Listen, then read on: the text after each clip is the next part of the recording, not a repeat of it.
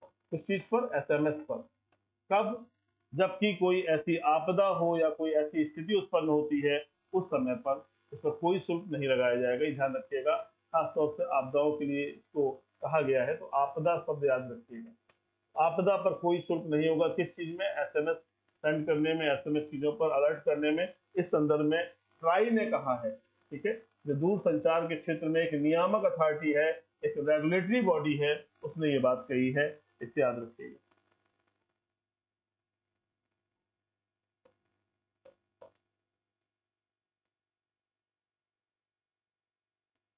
सारे विद्यार्थियों, छोटे भाइयों बहनों, जो भी चीजें मैं डिस्कस कर रहा हूँ जरूर उनको लिखते रहिए। आपके हाथ से निकलेंगी तो कहीं ना कहीं वो मस्तिष्क में अंकित होती रहेंगी। बहुत पढ़ना पड़ता है सफल होने के लिए, तिनका तिनका समेटना पड़ता है सफल होने के लिए। बहुत सारी आत्मबल, बहुत सारी सपोर्ट की आवश्यकता होती है सफल होने के लिए। सब कुछ संवारने के बाद तब कहीं रास्ता बनता है जीवन में। तो सब पढ़ते रहिए, और जब आप देखते रहेंगे चीजें तो एक समय होगा जब आपके पास बहुत बड़ा ज्ञान का भंडार होगा, और एक सिलेक्शन नहीं होगा तब आपका, तब आप उस समय जो जो परीक्षाएं देंगे उन सब में सिलेक्ट होंगे। आइए देखते हैं। इसरो लद्दाख के लिए स्थानिक data infrastructure geo portal geo Ladakh विकसित करने की योजना बना रहा है। कौन बना रहा है? इसरो।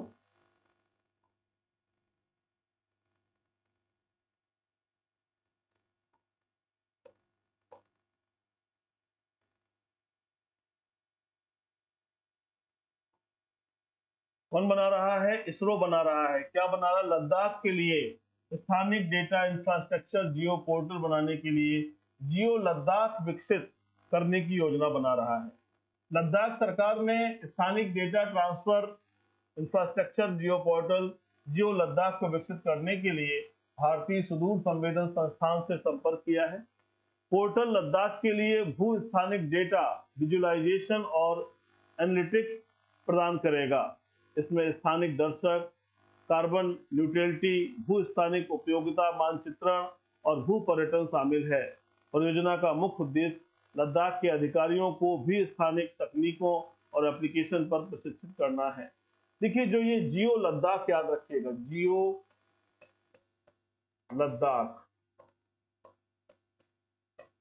इसके बारे में कौन कर रहा है? इसरो कर रहा है, ठीक है। और क्या उद्देश्य है कि अधिकारियों को, जो लोग हैं, उन्हें भू स्थानिक तकनीकों और एप्लीकेशन पर प्रशिक्षण देना है। इस परियोजना का मुख्य उद्देश्य, इस पॉइंट को याद रखिएगा तो सारी चीजें आपको मिलेगी। आइए अगले घटनाक्रम की तरफ चलते हैं।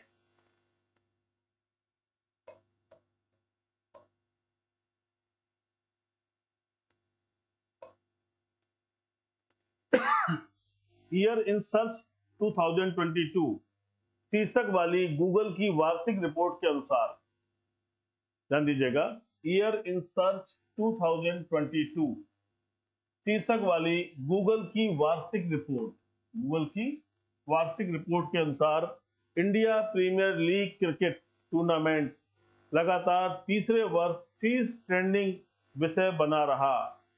ट्रेंडिंग के बारे में आप जानते ही हो, बहुत सारी टीचर्स, बहुत सारी ऑर्गेनाइजेशन, संस्थाएं ट्रेंडिंग में नंबर 1 पर रहती हैं। तो कहा जा रहा है कि Indian premier league tournament trending का विषय रहा। इसके बाद कोविन एक सरकारी वेब पोर्टल है जो कोविड-19 टीकों के लिए पंजीकरण और नियुक्तियों की सुविधा प्रदान करता है और डिजिटल वैक्सीन प्रमाण पत्र जारी करता है। तो पहले नंबर पर आपका आईपीएल है, ठीक है, आईपीएल। और दूसरे नंबर पर कौन सा है आपका?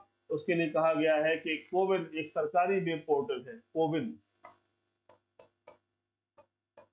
ये ट्रेंडिंग के मैटर की बात हो रही है, ये हाईलाइटेड है, जो बराबर तक ऊपर रहा, ऊंचाई पर रहा, लोगों ने बहुत व्यू किया, देखा, उसको ध्यान रखिएगा।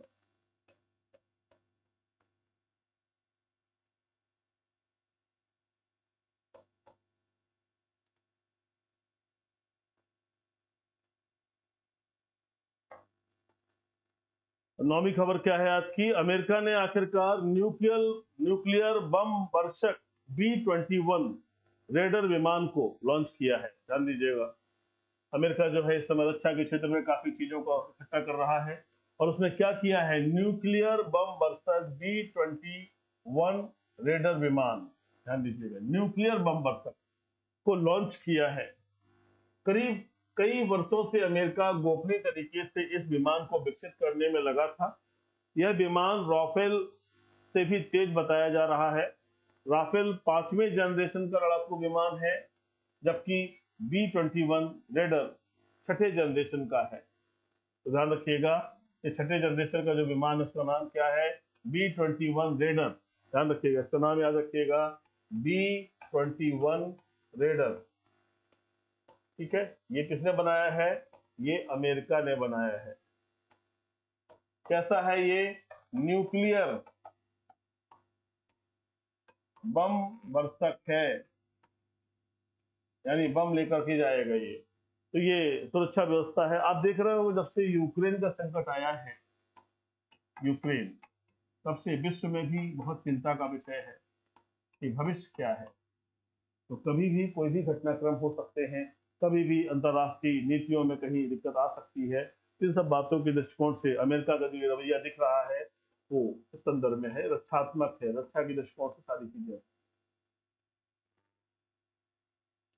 आइए, नवंबर 2022 में भारत का कुल कोयला उत्पादन 11.66% से बढ़कर 75.87 मिलियन टन हो गया है, जो पिछले वर्ष की इसी अवधि के दौरान 67.94 मिलियन टन दर्ज किया गया था।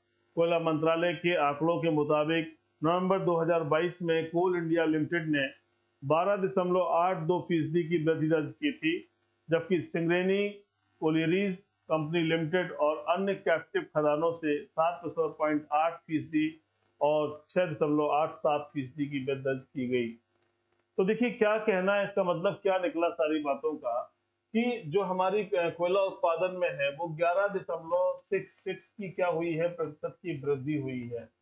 और पिछली बार जो हमारा कोयला दर्ज किया गया था वो था 67.94। चूंकि 11% की वृद्धि हो गई है तो अब कितना हो गया है? 75.87 मिलियन टन हो गया है, मिलियन टन। ठीक है, एनटीपीसी के जितने प्रोजेक्ट हैं सब जगह बिना कोयले के काम ही नहीं हो सकता। विद्युत उत्पादन में बहुत बड़ी भूमिका है इसकी, है ना, ध्यान रखिएगा। तो ये इस बात को याद रखना है कि 11.66% की वृद्धि हुई है और ऐसा हुआ है।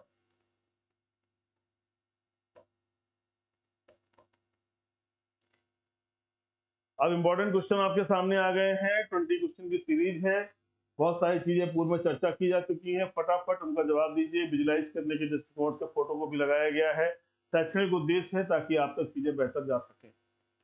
पहला महत्वपूर्ण प्रश्न है कि भारत में सबसे ऊंचाई पर स्थित रेलवे स्टेशन किस राज्य में स्थित है? Option A Uttar Pradesh, option B Paschim Bengal, option C Sikkim, option D Jammu and Kashmir. जबकि चित्र में मैंने आपको दिखा दिया है।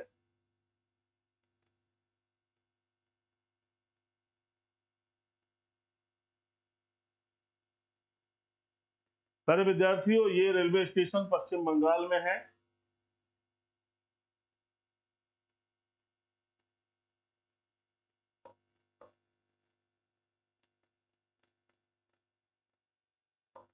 ये रेलवे स्टेशन पश्चिम बंगाल में है।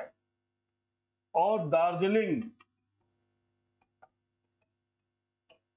हिमालयन रेलवे के अंतर्गत आता है। इसका नाम है घूम, घूम रेलवे स्टेशन।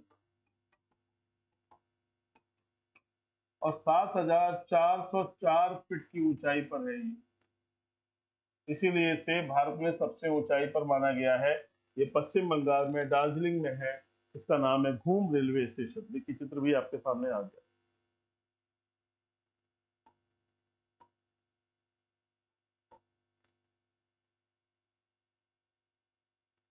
ये क्वेश्चन बहुत परीक्षाओं में आ रहा है लगातार, फिर से हमने आपको दिया हुआ है, ध्यान दीजिएगा। दुनिया में सबसे बड़ा नदी द्वीप कौन सा है?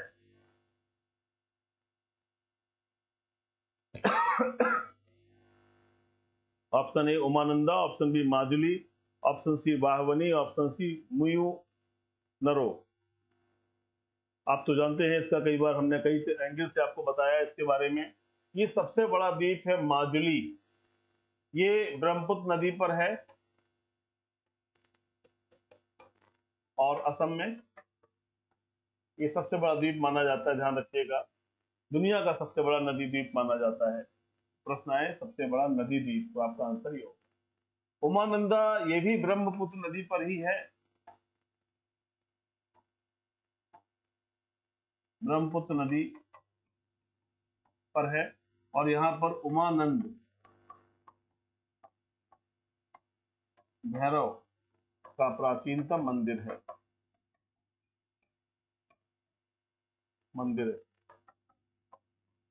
कहा जाता है कि अगर कोई व्यक्ति कामाख्या दर्शन करने जाता है, कामाख्या माँ के मंदिर में दर्शन करने जाता है, तो उसे उमानंद भैरव के भी दर्शन करने चाहिए। अगर ऐसा नहीं करता है तो यात्रा पूरी नहीं होती है। एक आस्तिक विषय है, एक आस्था और धर्म का विषय है, तो इसलिए बता दिए। ये भी एक द्वीप पर ही है।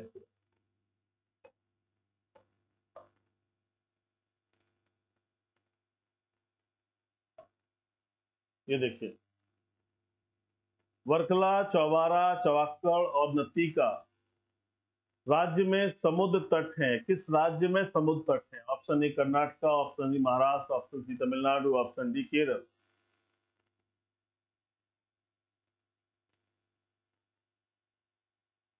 प्यारे विद्यार्थियों, ये सभी केरल के तट पर है। देखिए, केरल के तट है जो है, इन्हें क्या कहा जाता है? वर्कला, चौबारा, चवाक्कड़ और नतीका। याद रखिएगा, ये नाम परीक्षा में पूछा जाए तो गलत नहीं होना चाहिए, बिल्कुल शुद्ध रूप से जीके है और इसे मस्तिष्क में कहीं अंकित करने का प्रयास करिए। आज मुगल साम्राज्य से कई क्वेश्चन हैं, उनका फटाफट जवाब दीजिए। 1556 ईस्वी में मुगल साम्राज्य का सिंहासन किसे प्राप्त हुआ? Option A Akbar, option B Sher Shah Suri, option C Jahangir, option D Shahjahan.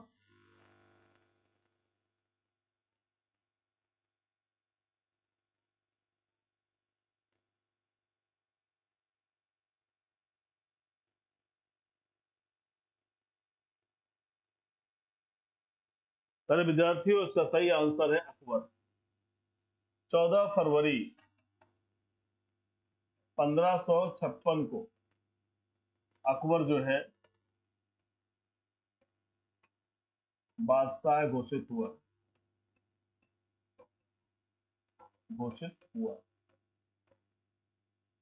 इसका संरक्षक था बैरम खान। याद रखिएगा, तो ये 14 फरवरी को हुआ। कौन से दिन? 14 फरवरी कौन सा होता है? Valentine day.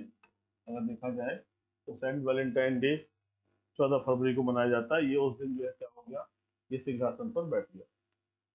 आइए,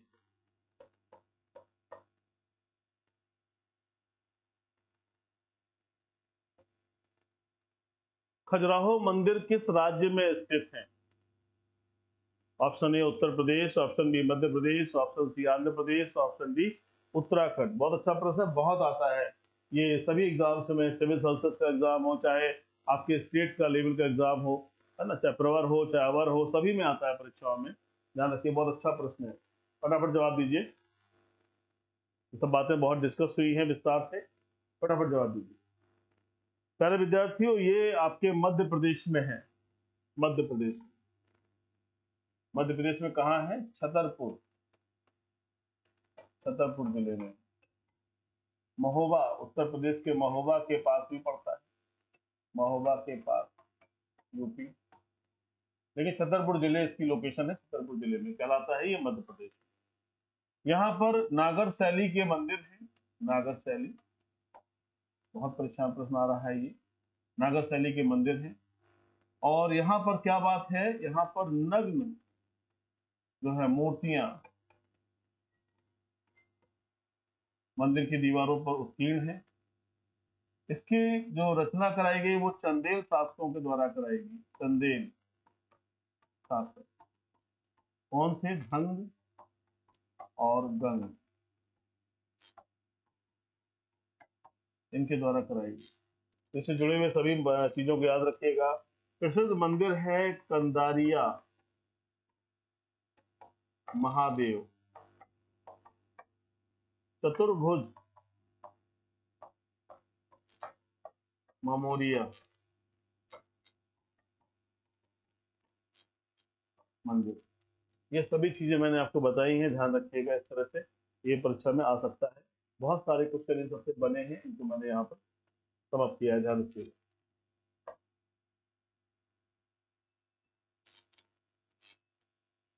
भारत में बैंकिंग विनियमन अधिनियम किस सन में पारित हुआ? देखिए आंसर भी हमने दे दिया बगल में आपको, तब तो कुछ बताने की बहुत आवश्यकता नहीं है। 1951, 1974, 1965, 1949।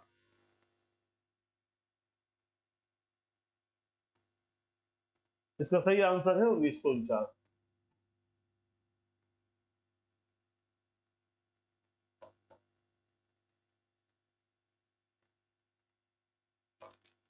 सही आंसर है 1949, 1949 के माध्यम से बताया। अगले क्वेश्चन पर आ जाइए।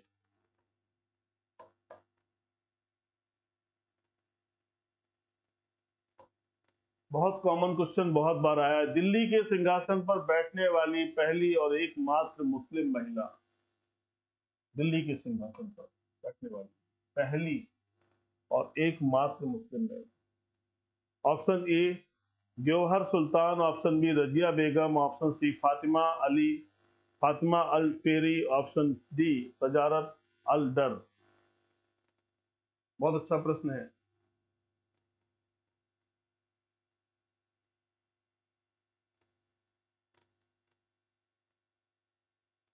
प्यारे विद्यार्थियों, इसका आंसर है रजिया बेगम।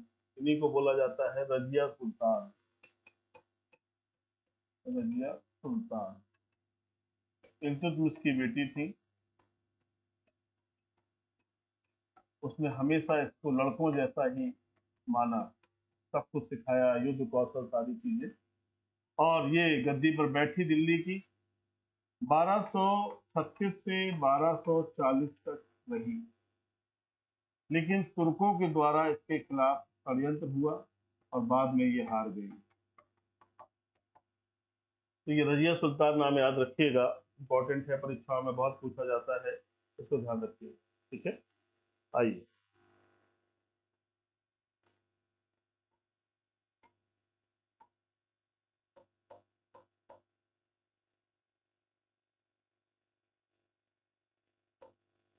ये भी इस दौरान बहुत परीक्षाओं में पूछा गया। 1975 से 1977 के बीच आपातकाल के दौरान भारत के प्रधानमंत्री कौन थे?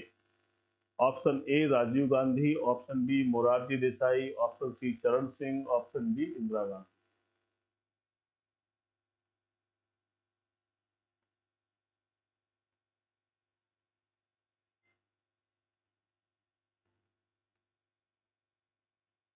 देखिए ये बहुत अच्छा प्रश्न है। इस दौरान भारत की प्रधानमंत्री थी इंदिरा गांधी।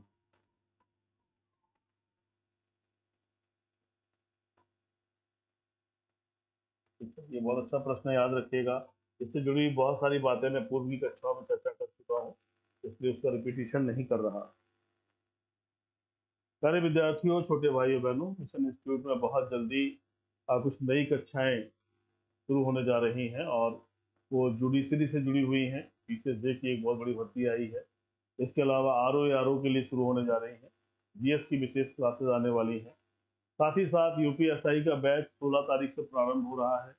16 तारीख से एसएससी का भी है और यूपीपी का है। 16 को सुबह 8 बजे से यूपीएसआई और 9 बजे से एसएससी, शाम को 3 बजे से यूपीपी का बैच है। 2 दिन का ट्रायल भी दिया जा रहा है। जो विद्यार्थी इंटरेस्टेड हैं, जिन्हें लगता है पढ़ना चाहिए, ऑफलाइन कक्षाएं हैं। पूरी चीज़ें जो डिस्कशन है बहुत विस्तार से प्रॉपर तरीके से होगा। आगामी आने वाली वैकेंसीज को लक्ष्य करके हो रहा है। बहुत बार आपने देखा है कि परीक्षाओं में टाइम नहीं देते हैं, फॉर्म आता है और तुरंत उसके एग्जाम की खबर आ जाती है, तो ऐसे में प्रिपरेशन नहीं हो पाती, ना हम पढ़ा पाते हैं ना आप पढ़ पाते हैं, भगदड़ सी मच जाती है। ऐसे में सभी को ध्यान में रखते हुए बैचेज आ रहे हैं। तो जो भी आपसे जुड़े हुए लोग हैं, जो भी इंटरेस्टेड है, वो मिशन में संपर्क कर सकते हैं और ऑफलाइन प्रोग्राम का हिस्सा बन सकते हैं। जल्दी ही ऑनलाइन के लिए हम लोग प्रक्रिया ला रहे हैं। नए वर्ष की शुरुआत तक या नए वर्ष तक हम लोग इसकी प्रक्रिया को शुरू करने जा रहे हैं, जिसमें जो बच्चे इंटरेस्टेड होंगे वो शामिल हो सकते हैं। आइए यहाँ बात कर रहे थे क्वेश्चन नंबर 9, कौन सा संविधान संशोधन अधिनियम 2002 से सभी बच्चों के लिए मुफ्त और अनिवार्य प्रारंभिक शिक्षा की व्यवस्था की गई। ये भी बहुत अच्छी बार चर्चा में आया है और कई बार हमने इस पर बात की है आपसे, ध्यान दीजिएगा इस चीज को।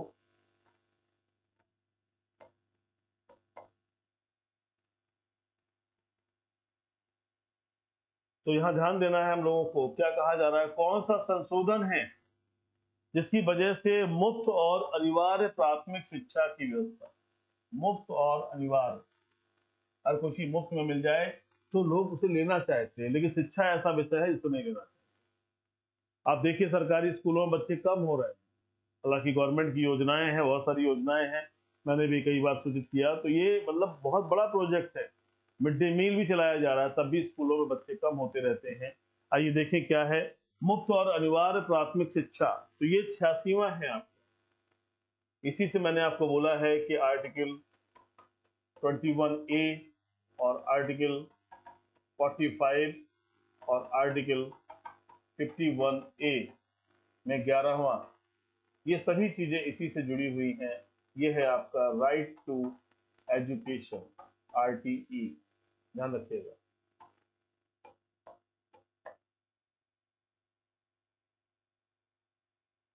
मैंने आपसे कहा था कि आज मुगल काल से बहुत सारे प्रश्न हैं, ध्यान दीजिएगा, परीक्षा में बहुत रिपीट हुए। हुमायूं के उत्तराधिकारी का जन्म हुमायूं के निर्वासन, निर्वासन है ये, निर्वासन काल में हुआ था, और वह उत्तराधिकारी जब 13 वर्ष का था तब उसके पिता की मृत्यु हो गई थी।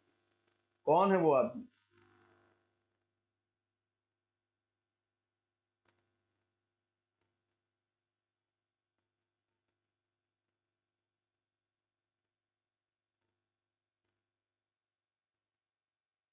सारे विद्यार्थियों, इसका आंसर है अकबर। 15 अक्टूबर 1542 को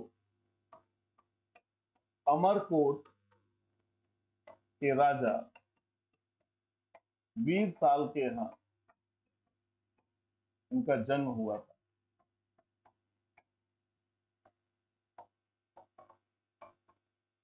ये है बहुत ही विषम परिस्थितियों में जब इसके पिता हुमायूं की मृत्यु हो गई, पुस्तकालय की सीढ़ियों से गिरकर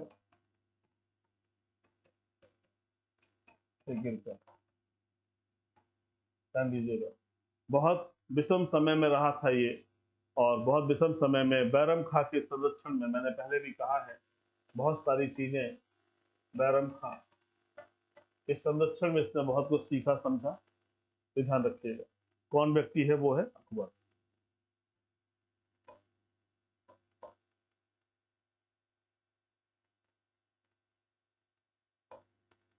अकबर के बाद सत्ता संभालने वाले उसके पुत्र सलीम को किस चीज का खिताब मिला जिसका अर्थ होता है विश्व विजेता?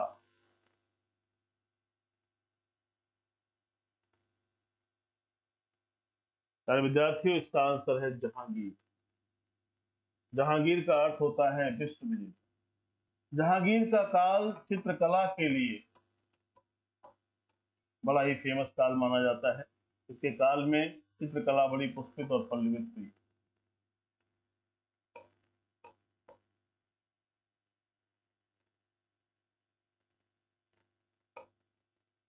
विज्ञान का प्रश्न आपके सामने आ गया है। न्यूरॉन सिद्धांत के लिए 1906 में नोबेल पुरस्कार किसने जीता? Option A Luis Alvarez, option B Henry Moseley, option C Santiago Ramon y Cajal, option D Pierre Curie.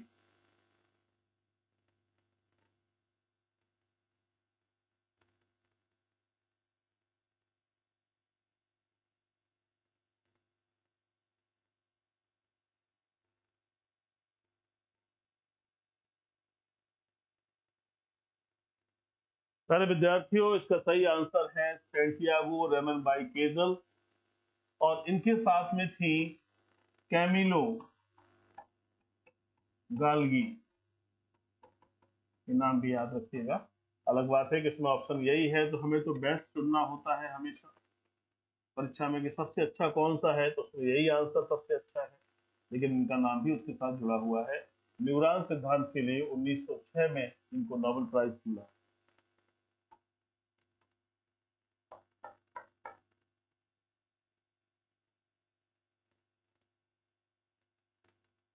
Question number 13, Bhagat Singh, Sukhdev और राजगुरु को उनकी पुण्यतिथि पर श्रद्धांजलि देने के लिए भारत में 23 मार्च को दिवस मनाया जाता है।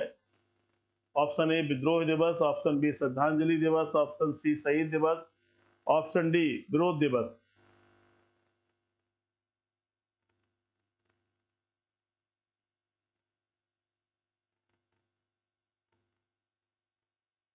सारे विद्यार्थियों, इसका आंसर है शहीद दिवस।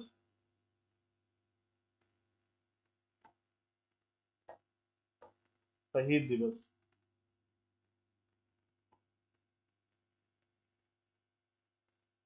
ये तीनों महान क्रांतिकारी।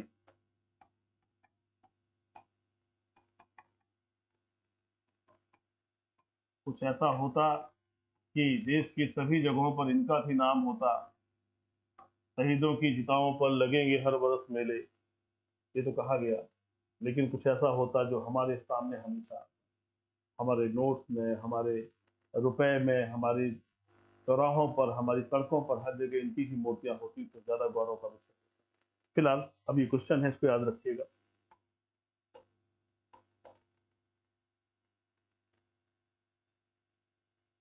निम्नलिखित में से कौन सा औपनिवेशिक काल में भारत के व्यापार का सबसे महत्वपूर्ण विशेषता थी?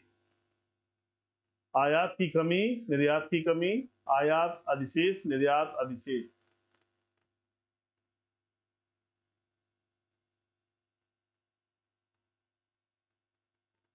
सारे विद्यार्थियों, इसका आंसर है निर्यात अधिशेष। ठीक है, यह औपनिवेशिक काल की सबसे महत्वपूर्ण विशेषता थी।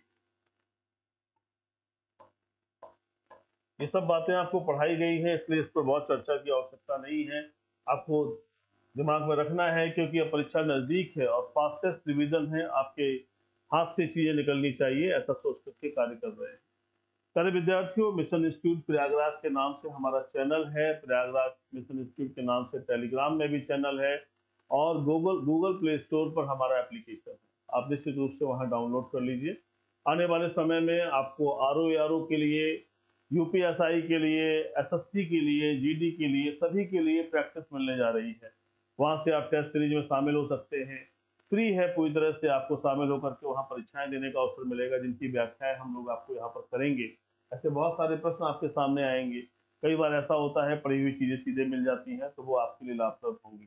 तो आप ज्वाइन कर लीजिए, बेल आइकन को भी प्रेस कर दीजिए, और पीडीएफ के लिए हमारे टेलीग्राम चैनल को ज्वाइन कर लीजिए, तो ताकि चीजें सारी आपको मिल सके। आइए अगले प्रश्न पर चलते हैं। आगरा में यमुना नदी के किनारे अपनी पत्नी मुमताज महल के लिए ताजमहल का निर्माण किसने करवाया? Option A Shah Jahan, option B Akbar, option C Jahangir, option D Aurangzeb. अब ये तो आपने बिल्कुल रट लिया है, कोई ऐसी बड़ी भारी बात नहीं है, आपको बनता है। देखिए, मुमताज महल के लिए इन्होंने अपने उसके प्यार की निशानी बनाया है ना, वहां प्यार करने वाले भी जाते हैं तो बेंच में बैठ जाते हैं, यहाँ मेल बैठ गया, यहाँ फीमेल बैठ गई, फिर यहाँ फोटो खिंच जाती है। तो ये प्यार के निशानी के रूप में इन्होंने बनाया है ना, इनका नाम है। हालांकि इनकी कोई एकमात्र पत्नी नहीं थी, इनकी और भी पत्नियां थी, लेकिन प्यार तो किसी से भी हो सकता है इनको उनसे ज्यादा रहा, तभी उनकी याद में ये बनवाया। इन्होंने और भी कुछ किया है, शाहजहां को वास्तु के क्षेत्र में, वास्तु कला का भव्य प्रदर्शन इनके काल में हुआ। भव्य प्रदर्शन, बहुत सारी इमारतें बनी हैं जिनका जिक्र आपके सामने होता है। आप देखोगे कि ताजमहल बना है, लाल किला बना है, लाल किला, ये देखेंगे लाल किला भी इन्हीं के काल में बना है, जामा मस्जिद भी इन्हीं के काल में बनी है, जामा मस्जिद। तो ये इनका समय जो है, निर्माण का समय था, भारत में बहुत सारी इमारतों का निर्माण हुआ।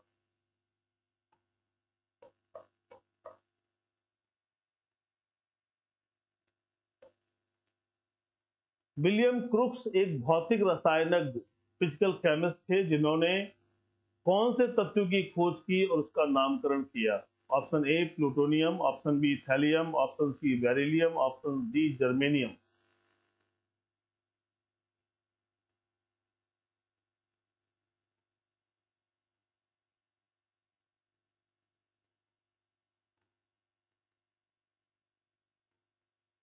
प्यारे विद्यार्थियों, इसका सही आंसर है थैलियम। थैलियम का इन्होंने खोज की और इसका नामकरण भी किया। इसका परमाणु क्रमांक है 81। ठीक है, आइए अगले महत्वपूर्ण प्रश्न की तरफ चलते हैं। Question number 17। आज 20 क्वेश्चंस हैं जो जीके और जीएस पर आधारित हैं। पियरे क्यूरी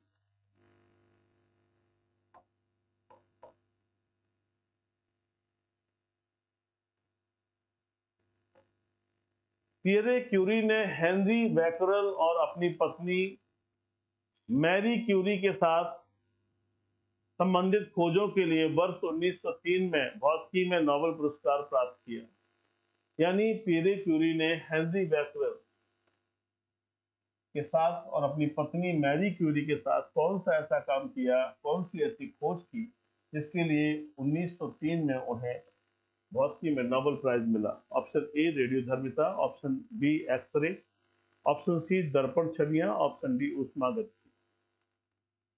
ये वो सब प्रश्न हैं जो हर परीक्षाओं में पूछे जाते हैं और आप इनसे बिल्कुल भी नहीं बच सकते। बहुत आते हैं और इनको गलती करना बहुत बड़ी दिक्कत है। मैं हमेशा कहता हूं कि सब बनना चाहिए, अच्छी बात है, लेकिन सरल कभी गलत नहीं होना चाहिए, इसको ध्यान रखिएगा।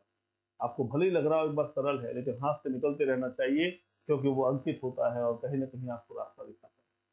प्यारे विद्यार्थियों, इसका आंसर है रेडियो धर्मिता, रेडियो एक्टिविटी।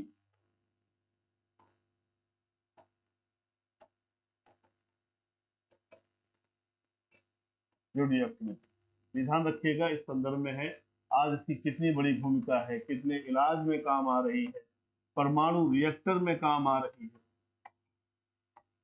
रिएक्टर में काम आ रही है। हालांकि इससे एटम बॉम्ब भी बन रहा है, हाइड्रोजन बॉम्ब भी बन रहा है, वो एक निगेटिव अप्रोच है ना। लेकिन ये जो सब चीजें हैं, ये बहुत बड़ी बात है, आज बहुत बड़ा काम इससे हो रहा है। तो ध्यान रखिएगा, अगर ये खोज ना हुई होती तो आज कुछ और होता भी। ये क्वेश्चन भी बहुत रिपीट कर रहा है हर बार। कौन सी ऐसी चीज है तब होता है जब सरकार का व्यय कुल आमदनी से अधिक होता है और उसे कर्ज लेना पड़ता है?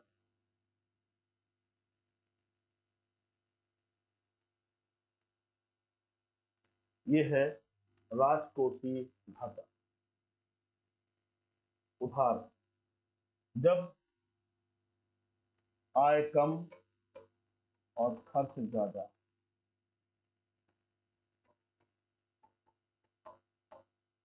यही स्थिति होती है, तब इसी स्थिति में कहा जाता है कि यह है राजकोषीय घाटा, क्योंकि देश की बात है।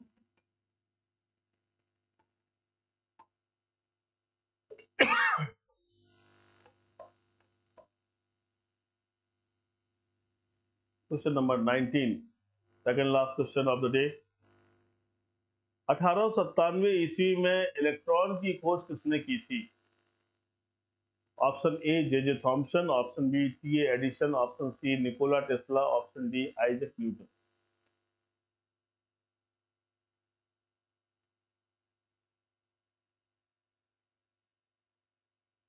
प्यारे विद्यार्थियों, इसका सही आंसर है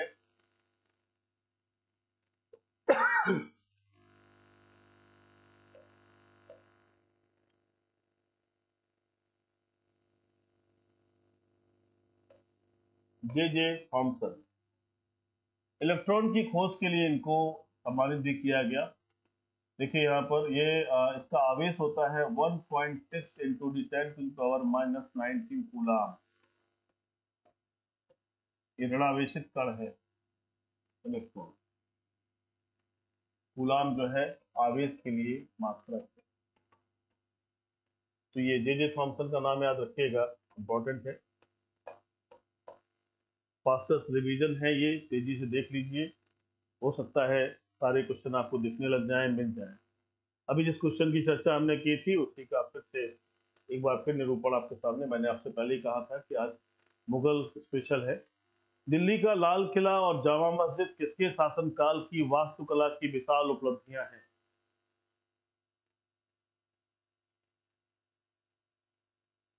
तो आपको मालूम ही है, मैंने बोला है कि वास्तुकला के क्षेत्र में बहुत बड़ा योगदान इनका है। तो ये शाहजहां के काल की विशिष्ट उपलब्धियां हैं। हालांकि इनका अंत तो बहुत बुरा हुआ, लेकिन इन्होंने विरासत बहुत बड़ी दे दी।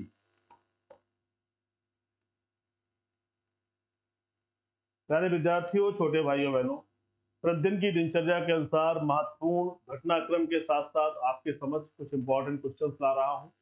तात्कालिक परीक्षा हमारे सामने एसएससी जीडी है, वहां इससे लाभ पहुंचेगा, मेरा ऐसा मानना है, मेरी ऐसी उम्मीद है। और मेरा चयन कभी निरर्थक नहीं होता है, इसलिए ये पूरे विश्वास के साथ पढ़िए ताकि चीजें जब सामने आए तो सब कुछ आपको बन जाए। हो सकता है 20 क्वेश्चन जीएस में आने पूरे आपको यहीं से मिल जाए। तो प्लीज हर बात को टाइम दीजिए। आप 1 घंटा मुझे दो, मैं आपको सिलेक्शन तक पहुंचाऊंगा, ऐसा मेरा प्रयास है। अपना ख्याल रखिए, पढ़ाई करते रहिए और बराबर आत्मविश्वास, लगन और सकारात्मक सोच के साथ जीवन जीने का प्रयास करिए। जीवन में आपका सफल होना सबसे ज्यादा जरूरी है, बाकी सब कुछ निरर्थक है। जय हिंद।